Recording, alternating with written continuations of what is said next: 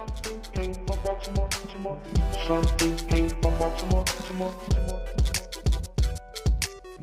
Something came from Baltimore, Baltimore. Welcome to another edition of Something Came from Baltimore. I'm your host, Tom Gauker, and tonight we have Jordan Tice of the supergroup Hawktail. Supergroups come in many shapes and sizes, and this bluegrass trio, Haas, Kowert and Tice, released a debut album, You Got This, in 2014. This is Britney Haas on violin, Paul Kowert on bass, and Jordan Tice on guitar. Their musicianship can be heard with groups like Punch Brothers, Rawlings Band, and Crooked Still, and the iconic NPR juggernaut, A Prairie Home Companion. This May, they released a new album called Unless, and they added Dominick Leslie on mandolin. And instead of just adding Leslie's name onto the bill, they created a new name with a new sound, Hawktail.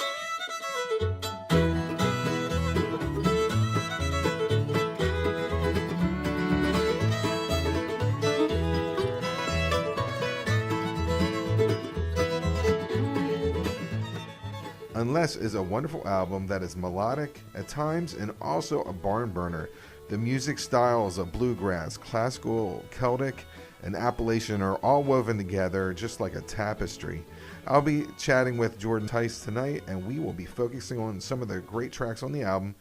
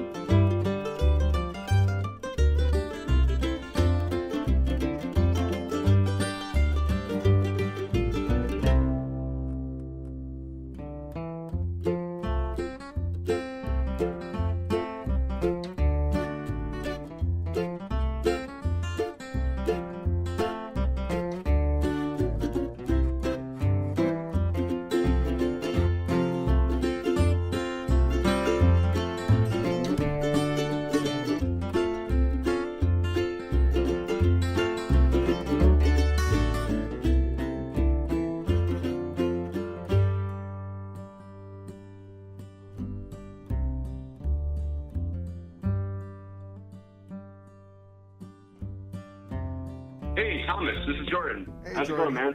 How you doing? You got your 410 area code. Yeah, I'm actually, I grew up in Annapolis and lived in Baltimore for a little while. I went to Towson myself. You came from Annapolis, but where did you find your background in bluegrass? So my folks play. They're kind of like super active in the D.C., Maryland bluegrass scene, and always were kind of 2/5 of a band. My dad played banjo, or plays still, and my mom plays fiddle. And they moved down to Florida a couple years ago, but kind of they're playing around the Maryland and D.C. area kind of throughout my whole childhood. So I started playing rock and roll, playing guitars in a rock band and taking jazz guitar lessons. But quickly, just by exposure, I kind of succumbed to the bluegrass bug. You know, how this group came to be, it happened very organically, I would have to say. Like, we kind of discovered each other and then just kind of became friends. And Yeah, we're also good friends, so like kind of that's what ties to the music as well. There's like a lot of social overlap with our music for sure. So I would say in that regard, it just happened very organically.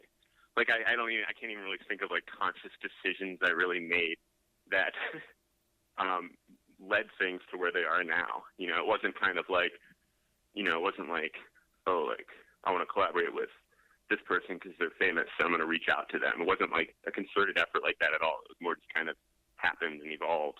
One thing that I thought was really, really cool about this album, I hear bluegrass, I hear Americana, I hear some classical, and it's not like, oh, here is a song that's my bluegrass song, or here is the classical song. It's really all kind of woven together very organically. I mean, I think that's just a result of just trying to like make cohesive, interesting music, that feels honest. I think that's always been the barometer, I would say. And, like we're aware of all those elements. We all, it's rare, I think, in the 21st century or whatever century it is that you would, that someone's just like an old school jazz guy or an old school bluegrass or old school country. Like we're all aware of everything, rock and roll. We grew up in the bluegrass community, but Paul, like I studied classical composition. Paul studied classical double bass. Dominick plays in like a jazz group, so like basically just trying to make the music interesting and trying to like figure out what to do next and try to make it cohesive based on our skill set and what the music that's already there requires. What goes into making those decisions as opposed to being like, let's do a jazzy number kind of thing. I don't know. When people do that, I always find that pretty pokey and transparent. The first album that you had was in 2014. You just added Dominick Leslie and you just changed your name. How did that come about? So we did that record in 2014. The three of us, me, Paul, and Britney, and then we started working on the second crop of songs. We recorded this thing before the Hawktail on last record. We recorded that 3.5 times really before all was said and done. The first being just as a trio. And we just decided it just needed something more. So then we had special guests kind of filling out the sound. We had Sam Bush on a few tracks, and we had Future Man from Bela Fleck and the Flecktones. But then after that, we were just kind of, we're just like, look, if we're actually going to do this thing, we need a fourth member. We need someone to round out the sound. We need someone to do, like the reason we're calling on these special guests is because it's incomplete. We need someone that will round that out. And then Dominick was just the logical choice because we knew we wanted mandolin, and we all had such a rapport with him.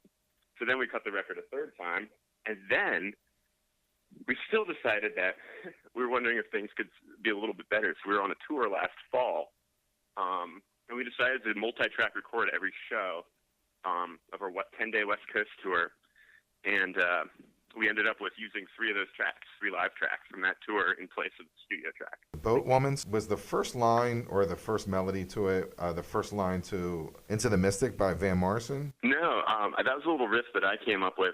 And really I just was playing it, and I kind of liked the fact that it was like a kind of motorrhythmic, kind of repetitive riff, but I also noticed the way it sounds really close up on my guitar, you can kind of hear everything ringing together in this cool way. Mm-hmm. So I was just kind of thinking about that.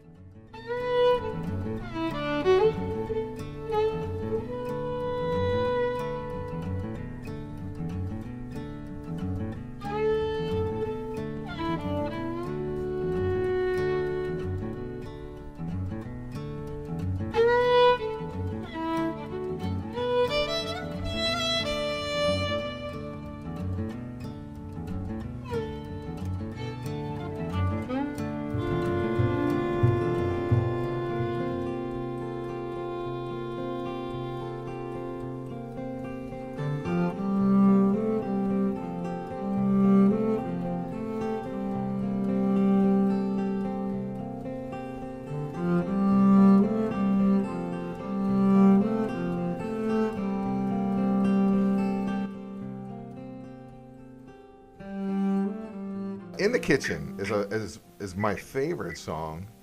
Why is it In the Kitchen? So that one actually was like a lot of this music took a really long time to write. Well, actually that one and Boatman or Boat Woman were the two that kind of just came really quickly. from kind of just us all being in the room. And yeah, and basically in the kitchen happened in Paul's kitchen. I started playing that little guitar riff, and then Paul started playing the melody, and basically within 10 minutes that song was made.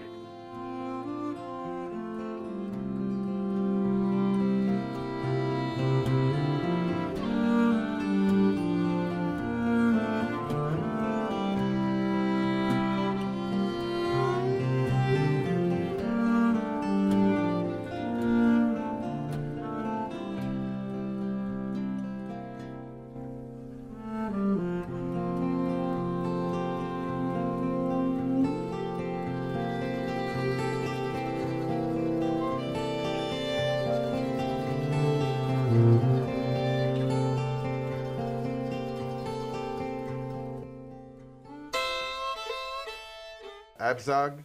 That one, basically we kind of, so basically Britney has a reputation as just being one of the shrednest, most robust, old-time style fiddlers alive. And we kind of wanted to write a tune that she could just like totally shred. However, we didn't just want to do it in the most obvious way, you know, where it's just kind of like, you know, a bluegrass band kind of sounding thing behind Britney shredding. You know, that's... so what we did was try to kind of think of a cool thing that we could do under her, where she would play something really intense, but we're doing something that kind of has its own life as well, you know? So basically me and Paul came up with this way. All the music was written by me, Paul, and Britney.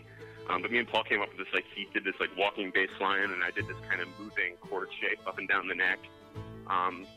And we came up with that, and then Britney wrote the tune over that bed there. So we kind of started it from the opposite kind of way that most people would approach writing a tune like that.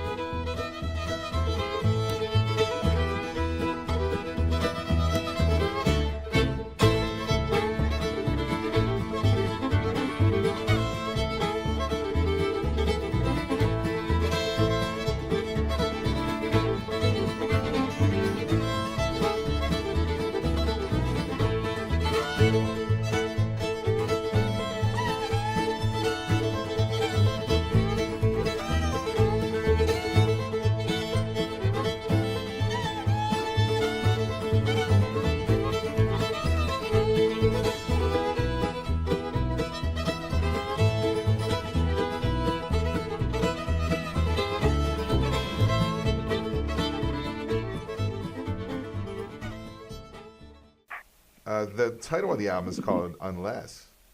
I think it's a great choice for an album, but it's also a great song too. And how did that come about?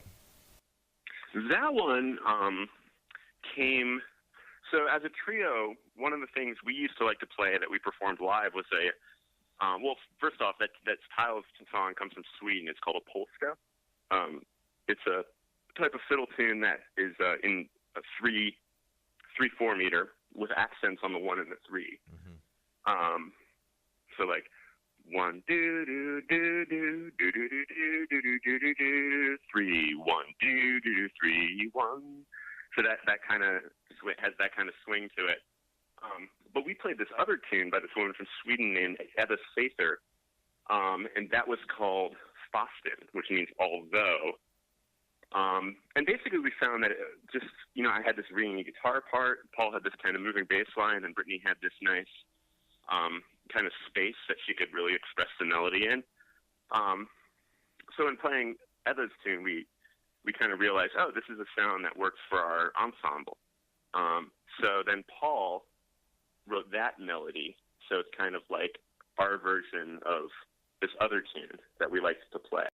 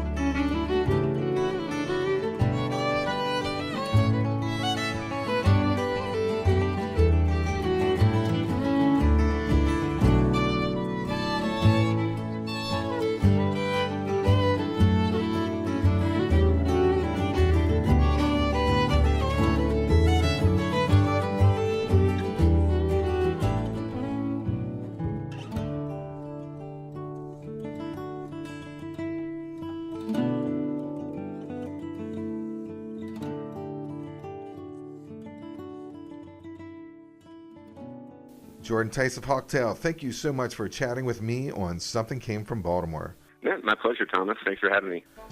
Listeners, I need your help. Please subscribe, forward, like, and make comments. Some of our past shows are blowing up while the other ones just need a little help. We want to connect to the people who are interested in this music. We're on YouTube, iTunes, Morgan State Radio, and Hartford Community College Radio.